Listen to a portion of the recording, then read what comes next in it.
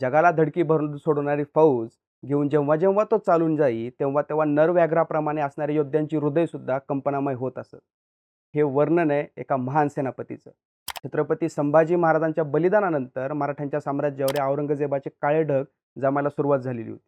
पण छत्रपती राजाराम महाराजांच्या स्थिरबुद्धी राजकारणामुळे, महाराणी येसूबाई यांच्या असीम त्यागामुळे मराठ्यांचं राज्य तरलं, लढलं आणि वाढलं. छत्रपती राजाराम महाराज यांच्या राजकारणाला जोड मिळाली ती या मर्द सेनापतीची. आणि पुढे जे घडलं तो निव्वळ झंझावाती इतिहास आहे. छत्रपती राजाराम महाराजांच्या काळामध्ये मराठ्यांच्या सैन्याचं सेनापतीपद भूषवणाऱ्या या संताजी घोरपडे यांच्या पराक्रमाची ही यशोगाथा आहे. दोड्डेरीच्या लढ्याचा हा इतिहास आहे. नमस्कार, माझं नाव केतन आणि तुम्ही पाहताय बोल व्हिडिओ. छत्रपती राजाराम महाराजांच्या काळामध्ये मराठ्यांची राजधानी झाली होती जिंजी. जिंजीला राहून राजाराम महाराजांनी या पूर्ण दख्खनीचा कारभार आपल्या हातामध्ये घेतला होता आणि मराठ्यांना जिंजीपासून महाराष्ट्रापर्यंत किंबहुना माळव्यापर्यंत पूर्ण मोकळं मैदान भेटलं होतं. आणि या मोकळ्या मैदानाचा वापर संताजी घोरपडेंनी आपल्या लढाईसाठी करून घेतला. मोठी मोठी फौज घेऊन आलेल्या मुघली सरदारांना संताजी घोरपडे, धनाजी जाधवराव यांनी सळोकी-पळो करून सोडलं होतं. आणि या संताजी घोरपडेंच्याच पराक्रमाचा कळस म्हणजे दोड्डेरीची लढाई. आणि ही लढाई फार आश्चर्यचकित आणि विस्मयचकित करणारी आहे, प्रेरणादायी आहे आणि तितकीच शौर्याची गोष्ट सांगणारी. या दोड्डेरीच्या लढाईच्या बऱ्याच गोष्टी या वैशिष्ट्यपूर्ण आहेत. याच्यामध्ये खूप मोठ्या मोठ्या सरदारांचं नाव गोवण्यात आलेलं आहे किंवा मोठ्या मोठ्या सरदारांचा उल्लेख या दोड्डेरीच्या लढाईमध्ये येतो. मुघलांच्या बाजूने ही सगळी मोठे मोठे सरदार लढले आणि या संताजी घोरपडेंच्या पराक्रमासमोर त्यांना अपयश प्राप्त झालं. ज्या वेळेस औरंगजेबाचा शहजादा, औरंगजेबाचा मुलगा कामबक्ष हा दख्खनीमध्ये वावरत होता आणि जिंजीच्या किल्ल्याला वेढा देऊन बसला होता आणि कर्नाटकाच्या काही प्रदेशामध्ये त्याच्याकडे सुभेदारी आलेली होती, त्याच वेळेस या कामबक्षने राजाराम महाराजांसोबत आतून संधान साधलं होतं आणि राजाराम महाराजांसोबत युती केली म्हणून त्याला काही काळ कैदेमध्ये टाकलं. नंतर औरंगजेबाने त्याला सोडून दिलं आणि त्याला परत एकदा या दख्खनीत पाठवलं. परंतु कर्नाटकच्या सुभेदारी पदाची जी काही जबाबदारी होती ती सोपवली होती कासिम खानावर. आणि या कासिम खानाला या कामबक्षने एक निरोप पोहोचवला आणि त्यानं सांगितलं की संताजी त्याचं काही सैन्य घेऊन या कर्नाटकच्या भागामध्ये वावरतोय आणि तो जिंजीकडे जातोय. त्याच्यासोबत सैन्य कमी आहे, त्याला तुम्ही आत्ता पकडलं तर आपल्याला खूप मोठा विजय प्राप्त होईल. आणि ही सूचना मिळताच हा कासिम खान आपल्यासोबत काही मोजके पण महत्त्वाचे बलाढ्य सरदार घेतले. 40 ते 50 हजाराची त्यानं फौज घेतली आणि तो संताजी घोरपडेंच्या सैन्यावर चालून जाण्यासाठी निघाला. ही गोष्ट आहे इसवी सन 1695च्या ऑक्टोबर-नोव्हेंबर महिन्यामध्ये. संताजी घोरपडे आपल्या काही सैनिकांसोबत, जवळजवळ ते सैन्य 10 ते 12 हजारांचं सैन्य होतं आणि त्या सैन्यासोबत जिंजीकडे चालले होते. त्याच वेळेस तलाकूजवळ या कासिम खानाच्या सैन्यासोबत, या मुघलांच्या सैन्यासोबत संताजी बाबांच्या सैन्याची गाठ पडली. खूप मोठं युद्ध सुरू झालं आणि हे युद्ध तब्बल 2 दिवस चाललं. आणि या 2 दिवसाच्या युद्धामध्ये या मराठ्यांनी मुघलांना सळोकी-पळो करून सोडलं होतं. या कासिम खानासोबत खानजात खान नावाचा एक अधिकारी होता, मुराद खान नावाचा एक अधिकारी होता, सफशिकन खान नावाचा एक तोफखान्याचा प्रमुख होता, रामचंद्र पंत नावाचा एक व्यक्ती, एक सरदार या सैन्यामध्ये होता. आणि हे सगळेजण असून सुद्धा 50 हजाराचं सैन्य असून सुद्धा पहिल्या दिवशी मराठ्यांच्या भीतीने अक्षरशः यांना लपून राहावं लागलं. अख्खी रात्र खानजात खान नावाच्या सरदाराने एका हत्तीच्या अंबारीमध्ये लपून काढली होती. मुराद खानचा मुलगा लढाईमध्ये मेला, त्याचं प्रेतसुद्धा त्या मुराद खानाला बघायला मिळालं नाही. मराठ्यांनी पराक्रमाची शर्त केली, पण त्यांनी रात्रीच्या अंधारामध्ये या मुघलांच्या सैन्यावर हल्ला केला नाही. पण ती पूर्ण रात्र मराठ्यांच्या भीतीमध्ये कशी ते घालवतील याची मात्र त्यांनी काळजी घेतली. दुसऱ्या दिवशी सुद्धा त्यांनी मराठ्यांच्या विरोधामध्ये लढण्यासाठी हत्यार उपसलं, परंतु मराठ्यांनी दुसऱ्या दिवशी आपला जोर लावला. हे मुघलांचं सैन्य मागं सरकत गेलं. त्यांना कळालं की तुलाकूच्या या लढाईमध्ये आपला विजय होऊ शकत नाही. आपल्याला आता माघार घ्यावी लागेल आणि त्यांच्या जवळ एकच पर्याय होता, तो म्हणजे दोड्डेरीची घडी. दोड्डेरीची घडी त्या तलाखूपासून काही अंतरावर होती, काही किलोमीटर अंतरावर होती. हे सगळं मुघलांचं सैन्य दोड्डेरीच्या गडीमध्ये जाऊन थांबलं आणि ज्यावेळेस हे दोड्डेरीच्या गडीपर्यंत सैन्य गेलं, त्यावेळेस त्यांना कळालं की 50 हजाराची फौज घेऊन आपण हा कासिम खान नावाच्या सरदाराच्या नेतृत्वाखाली निघालो होतो. पण आता आपल्याजवळ अवघं 20 ते 22 हजाराचं सैन्य उरलं.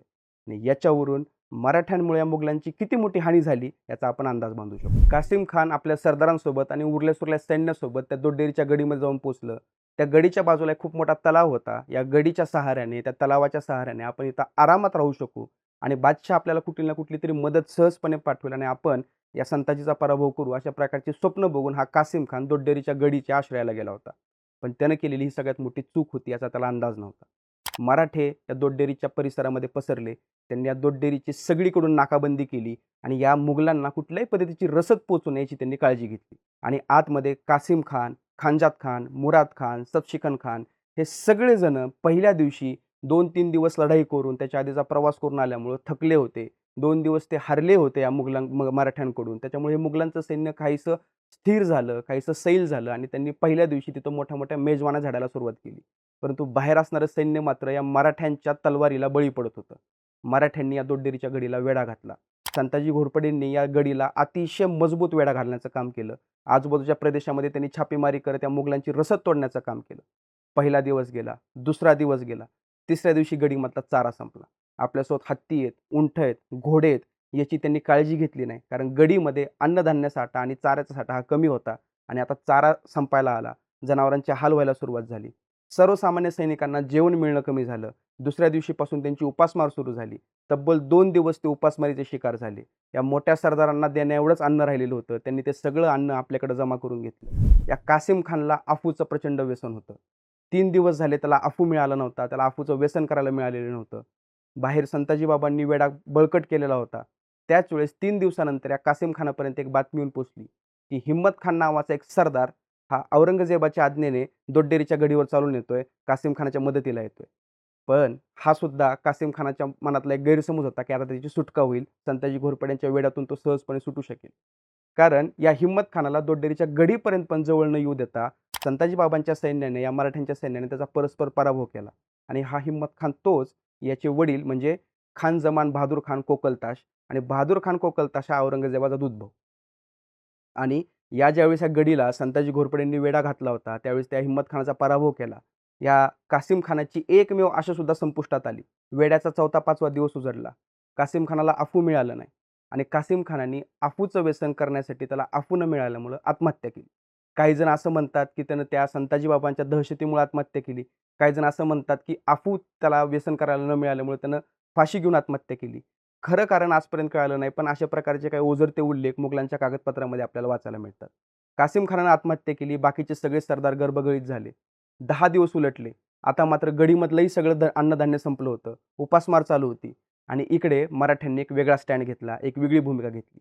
गडीच्या बाहेर ज्यावेळेस मराठे त्या गडीला वेढा घालून बसले होते, त्यावेळेस त्या गडीच्या तटबंदीवरून ते मुघलांचं सैन्य मराठ्यांकडे बघायचं आणि मराठे आजूबाजूच्या गावामधून किंवा आजूबाजूच्या व्यापाऱ्यांकडून आणलेलं काही जे स्वादिष्ट अन्न असायचं, ज्या मिठाया असायच्या, त्या सगळ्या सैनिकांसमोर, या सगळ्या सरदारांसमोर मोठ्या आनंदाने खात असायचे. ज्यावेळेस वरून काही पैसे या मराठ्यांकडे फेकण्यात यायचे, की तुम्हाला आम्ही पैसे देतो, आम्हाला त्या बदल्यामध्ये काहीसं अन्नधान्य आम्हाला खाण्यासाठी द्या. त्यावेळेस मराठे अन्नाची पुरचुंडी करायचे आणि ती किल्ल्याच्या आतमध्ये फेकायची आणि आतमध्ये ती छोटीशी पुरचुंडी घेण्यासाठी त्या मुघलांच्या सैनिकामध्ये मारामारी व्हायची. कित्येकांचे मृतदेह तिथं पडायचे आणि मराठ्यांनी या परिस्थितीचा पूर्ण फायदा घेतला होता. 15 दिवस गेले. या सरदारांकडं, मुघलांच्या सरदारांकडं खायला काही नव्हतं, पिण्यासाठी पाणी नव्हतं. आतमध्ये जे काही प्राणी होते ते सुद्धा खंगून गेले होते. बरेचसे प्राणी या सरदारांनी, मुघलांच्या सैनिकांनी मारून खाण्याचा पराक्रम केलेला होता. पण आता हातामध्ये काही राहिलं नव्हतं. शरणागतीशिवाय दुसरा कुठलाही पर्याय नव्हता. अशा वेळेस या संताजी बाबांच्या छावणीमध्ये, संताजी बाबांचा जिथं मुक्काम पडला होता, तिथे या दोड्डेरीच्या गड्यामधून मुघलांच्या सरदाराने निरोप पाठवला आणि आम्हाला तह करायचा आहे, आम्हाला माघार घ्यायची आहे, आम्हाला इथून जाऊ द्या. तुम्हाला हवं ते द्यायला आम्ही तयार आहेत. अशा पद्धतीच्या विनवण्या त्यांनी संताजी बाबांना करायला सुरुवात केली आणि त्याच्या बदल्यामध्ये संताजी बाबांनी 2 अटी टाकल्या.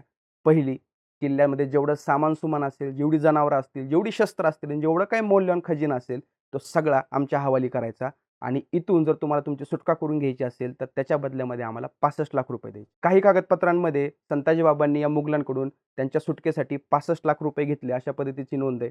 काही ठिकाणी ती नोंद 7 लाखाची आहे. तर जयदेशा कौलीमध्ये ही नोंद आपल्याला 1 लाख रुपये असल्याची वाचायला मिळते. ते काहीही असो, 7 लाख असो किंवा 65 लाख असो, संताजी बाबांनी त्यांच्या सुटकेसाठी त्यांच्याकडून भली मोठी रक्कम घेतली. कशीबशी ती सगळी रक्कम जमा करून किल्ल्यामधल्या सरदारांनी ती रक्कम संताजी बाबांपर्यंत पोहोच केली. सगळं मौल्यवान सामान-सुमान पोहोच केलं. आपल्या अंगावरचे भरजरी कपडे सुद्धा त्यांनी मराठ्यांना दिले. सगळी जनावरं दिली, शस्त्र दिली आणि आहे त्या कपड्यांनिशी, आहे त्या अवस्थेमध्ये ते दोड्डेरीच्या गडीच्या बाहेर पडले. मराठ्यांच्या समोर मोठ्या-मोठ्या विजयाच्या वार्ता किंवा मोठ्या-मोठ्या विजयाच्या पराक्रमाच्या गप्पा मारणारे हे कासिम खान, हे खानजाद खान किंवा हे सफशिकन खान हे एवढं मोठं सैन्य घेऊन 50,000चं सैन्य घेऊन आले. पण संताजी बाबांसमोर त्यांचा कुठल्याही पद्धतीने टिकाव लागला नाही आणि अतिशय निर्लज्जपणे त्यांनी या संताजी बाबांसमोर आपले गुडघे टेकले. त्यांना कुठल्याही पद्धतीनं बचावासाठी कुणीही मदतीला आलं नाही. जे कोणी मदतीला आलं त्यांचाही पराभव संताजी बाबांच्या सैन्याने केला आणि अखेरीस त्यांनी लाचारपणे संताजी बाबांकडे आपली शरणागती व्यक्त केली, शरणागती पत्करली. संताजी बाबांनी त्यांची सुटका केली आणि ज्यावेळेस ही गोष्ट बादशाहला समजली त्यावेळेस बादशाह खूप चिडला, औरंगजेब खूप चिडला आणि औरंगजेबाने आपल्या सरदारांना तोंडही न दाखवण्याची आज्ञा दिली आणि त्यांची रवानगी परस्पर वेगवेगळ्या प्रदेशामध्ये करून टाकली. औरंगजेबाच्या सैन्याचा केलेला हा खूप मोठा पराभव होता आणि संताजी बाबांच्या पराक्रमाचा हा कळस होता. आजही त्याच्यामध्ये दोड्डेरीची लढाई किंवा दोड्डेरीचा वेढा हा जगप्रसिद्ध आहे.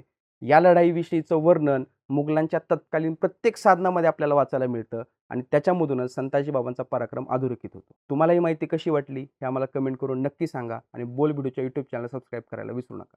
धन्यवाद.